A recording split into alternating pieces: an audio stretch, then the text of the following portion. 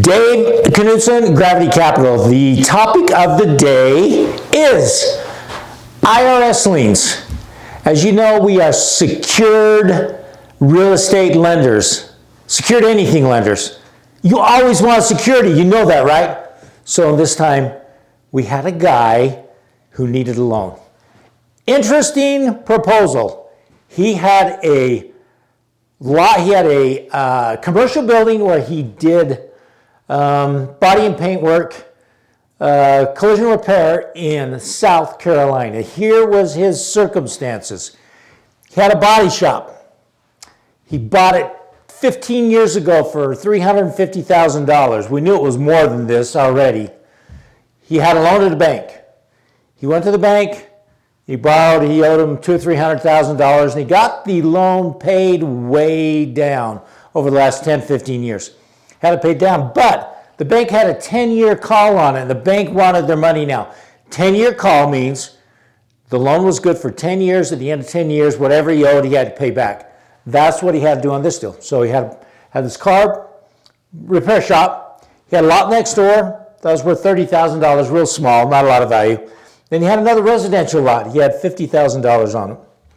Total value of all this stuff was $430,000.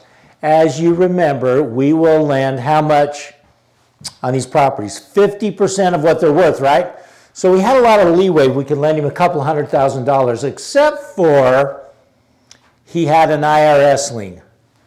Now, keep this in mind. So he had a first mortgage and all this stuff for $125,000. He had an IRS lien behind that for $300,000. The bank was foreclosing not because he didn't make payments, but because it had come due and payable in 10 years, which was now. So here's what you got. You got a bank in foreclosure, foreclosing on his property. He's got a loan where he owes $125,000, and then he has an IRS lien. Now remember this, keep this in mind.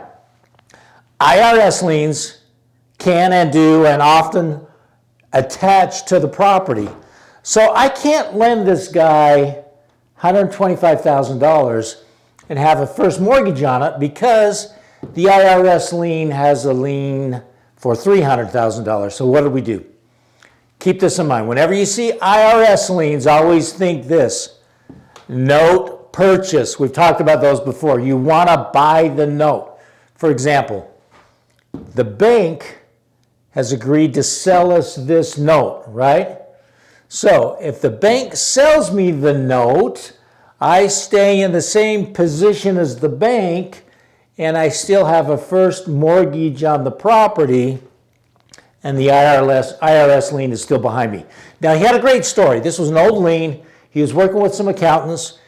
He thinks he can get that reduced way down, but he's in a pickle right now because he can't refinance this thing without paying this loan off, right? Without paying this lien off. So he's got the mortgage, he's got the lien. We buy the note. When we buy the note, we modify the terms of the note to reflect the kind of interest rate we need. Now, there's some issues with that too, but we'll talk about that later. So we buy the note, we remain in first position, we give this guy the time to work and get this lien paid off.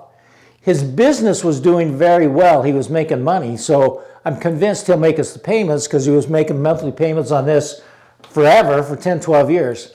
So this is what you do. Buy the note, give the guy some extra time. When we buy the note, we stop the foreclosure. He can keep the property. He can work his deal out with the IRS, which he has convinced he could do. And then we have a good loan, and he's also getting some time to work this out. Again, when you're working with many of these hard money people, they all have issues. That's why they borrow hard money, because they can't go to a bank.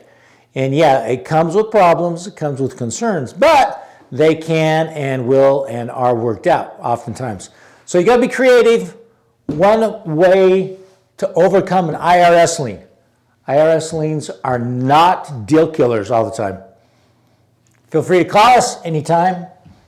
Dave Knudsen, Gravity Capital, where we will teach you how to be a loan broker and or a loan investor, lending secured by real estate. Thanks.